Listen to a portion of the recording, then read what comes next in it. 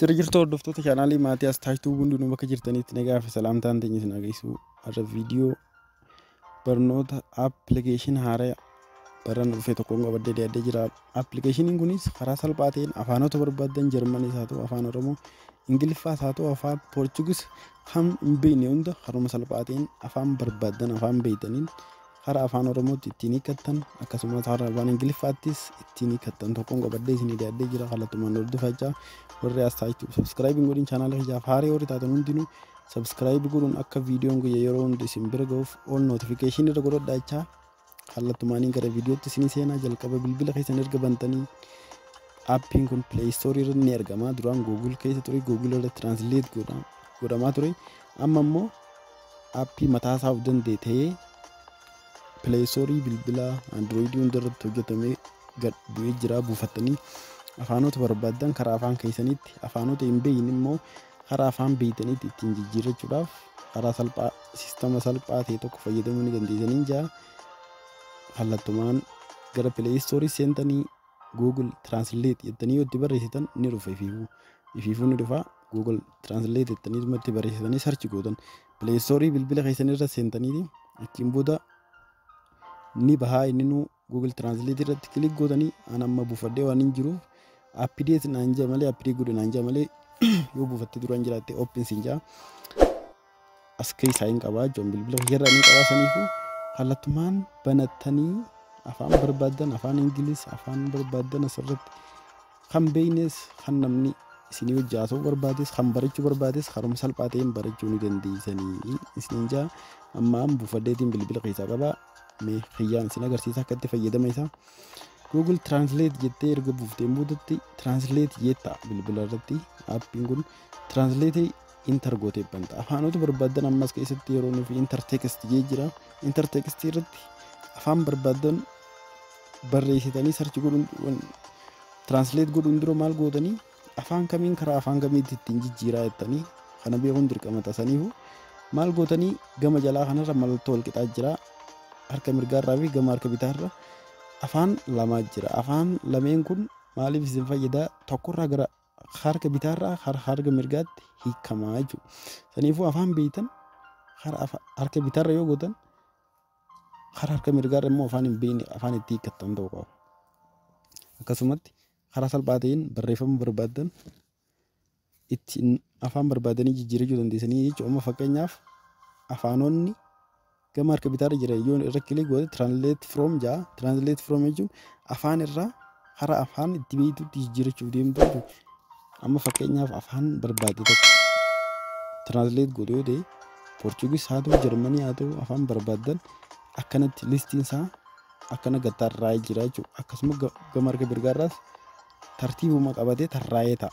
Saniifuu haruma salphaa ta'een asiin tarree tana keessa deemtanii mallattoon fuula isaa dura jirtu kun kallattumaa yoo irra click gootan Translate isiniin godhu hanga download gootanitti. Saniifuu dirqama download godhuun dirqama ta'a jechuudha.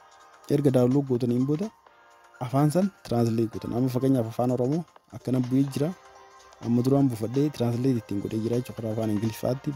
Akkasumas Jarmanii, Ispaanish, Poorchugiis afaan hundinuu mataa isaaf danda'ee jira. Amma fakkeenyaaf Poorchugiis kana buufachuun barbaade taana download jettee gama fuula duraa irratti mallattoo san irratti tuutaa download ta'ee ifiif bu'aa jechuudha. Hanga inni download ta'uu ni eeggatta achiin booda kan ittiin fayyadamtu. Saniifuu afaan barbaadan karuma salphaa ta'een barachuus ta'e barsiisuuf beekuufis itti fayyadama appii Google Translate jiru kana hedduu bareedaadha. Haruma salphaa ta'een buufadhaa itti fayyadaman jaa. Amma afaanota barbaadan mallattoo gama fuula duraa jirtu kanarra bu'uun download godhachuudhaan karuma salphaa ta'een afaan barbaadanitti hiikkachuu dandeessanii. Saniifuu buufadhaa bilbila keessan irra fayyadaman jaa.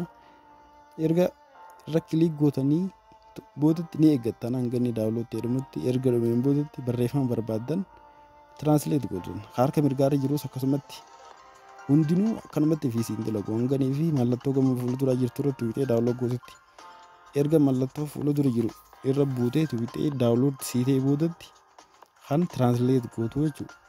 Lachuu isaatti buufachuu qabda afaan barbaaddu san afaan irraa hiikkattuu fi afaan itti hiikkatullee buufachuun dirqama ta'a. Yoo hin buufanne akkanumaan seentee yoo ni fi goote siin ta'u. Saniifuu mallattoo gama fuula duraa jirtu sanirra bu'uun daawunlood gootee achiin booda kan translate gootu jechuudha. Amma fakkeenyaaf afaanota lama afaan Ingiliffaa gara afaan Oromootti jira. Isaan kana Ingiliffaadhaan jecha tokko barreessee karaa afaan Oromoo naa hiikee yoo jeen naaf hiikaa jechuudha. Amma fakkeenyaaf how to yoo jeen how to tokkoon siiqaa deema. Amma how to jennaan akkamitti how to solve jennaan akkamitti furmaata yookiin akkamitti furmaata waan takkaa ittiin argannaa jechuudha afaan Oromootiin. Jalarratti akkana siiqaa. Akkasumatti orderii isaa wal jijjiirteellee afaan Oromoo gara afaan Ingiliffaatti harma salphaa ta'een gaachuun ni danda'ama. Ittiin fayyadama. Amma fakkeenyaaf afaan Oromoo gara afaan Ingiliffaatti nu jijjiire afaan Ingiliffaa gara afaan Oromoo nu jijjiiree jira. Yoonii fi afaan Oromoon beeyne gara afaan Ingiliffaa yookiin afaan Ingiliffaan beeyne afaan Oromoo gara afaan Oromootti ittiin jijjiirachuu barbaanne akkamii kan jiru step itti aansuun irra wal ilaalaa. Amma fakkeenyaaf akkamitti furmaata kan jiru kan how to solve waan jettu yoo hin beekne ta'e akkamitti furmaata kan jiru sarchi gootee karaa afaan Ingiliffaatti how to get solution kan jiru argachuu dandeessa yoo hin beekne ta'e furmaata waan takkaa argachuu barbaadde fakkeenyaaf akkamitti furmaata waan takkaa ittiin arganna kan jiru kana how to solutionii furmaata waan tokko akkamitti arganna. Inni kun amma inversiin isaa harree fulaallisanii yoonii fi afaan tokko yeroo fi waan takka ittiin barreessitee sarchi gootu waan takka ittiin hojjettu harma salphaa ta'een kallattiin akka galumsa isaatiin qaba jechuun sanii fi kan akkanatti akkuma galumsa isaatiin kana appilikeeshinii kana buufattanii pileestorii keessanirra seentanii fayyadamuu ni dandeessanii isiniin jaa. Warroonni chaanaalii keenyaaf haaraa taatan hundinuu chaanaaliin keenya subscribe like share nu godhaa isiniin jaa. Irraaf viidiyoon keenya kanumaan yeroo itti aanu walitti deebinutti nagaan turaa yeroo gaarii yaada qabdan viidiyoo keenya jala nu kaayaa yeroo gaarii nagaan turaa.